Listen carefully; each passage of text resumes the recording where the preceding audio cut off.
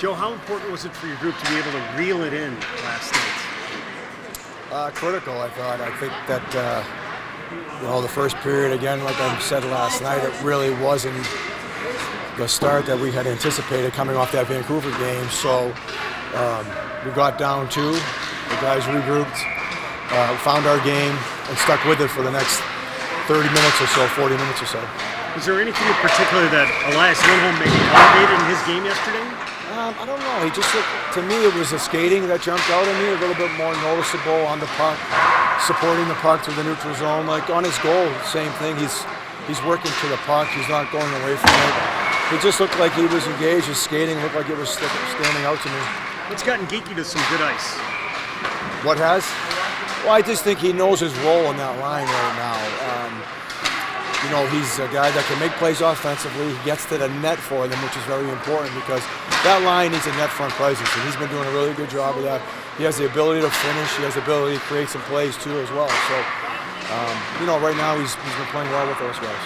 When you face McDavid and Draisaitl and the rest of that crew, what sort of defensive details have to be dialed in? Every one of them.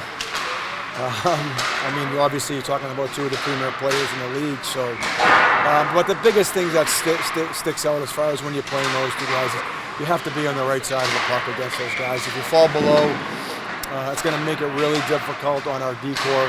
So we want to do a good job as a forward group trying to neutralize their speed as much as possible by making sure we're working above them.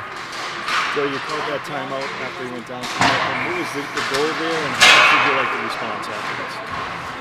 Well, the goal was just simply to get our guys to regroup at that point. I didn't think that we didn't like the way the game was going, and I just felt it was the time to kind of grab their attention, to say, hey, there's lots of time left in the game, but we have to start playing. And it was just more of just to grab their attention. And I love the response, obviously. We come out with a win, but I don't know if it's because of that, but the guys just started to play our game.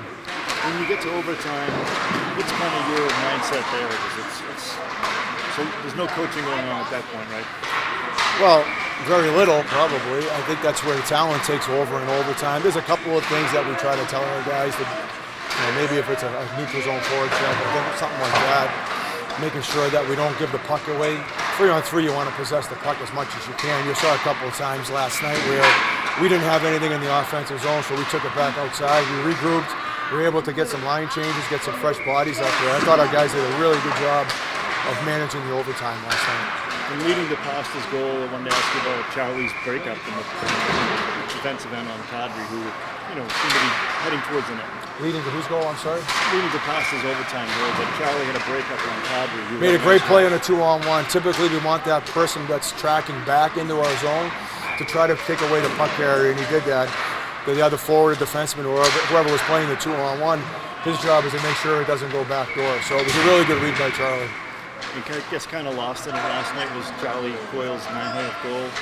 What have you seen from him in your time with him? Well, I think it was his 900th game. 900th game. Yeah. 900 goals, you'd be talking a little something different. I just think, and Charlie had a good game last night, actually. We decided to make a quick change with the lines there and put him up with Lindy and Marshy, and I thought they responded well together. But it was good to see him play the way he did last night. He was on pucks, he was strong. He was really good down low below the goal line, winning puck battles. So that's Charlie's game, is puck possession, hanging on the pucks. Does he do a lot of the stuff that maybe goes unnoticed by maybe your average person? I would say that's fair. I think that he flies under the radar. He takes face-offs. He kills penalties. He's on a power play unit.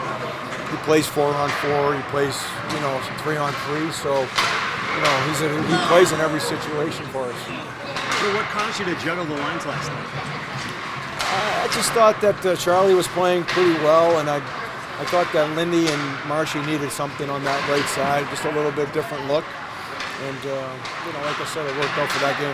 Last thing, one of the things you did last night was dominate the faceoffs. What sort of role did that have in the game as it wore on? And it had 0 role in the first period. I think we were 11-0 in the first, and we didn't really love our game in the first. Second period, third period, obviously it makes a difference, right? Faceoffs are important. We all know that. It's puck possession game. Calgary is probably saying that they're not that important in the first period because they played well. So But, you know, it does matter when the game gets going and it's crunch time in certain faceoffs. We had some D-zone faceoffs, I remember, where, you know, just using Johnny Beecher, for example, did a really good job on that left side for us in the D-zone.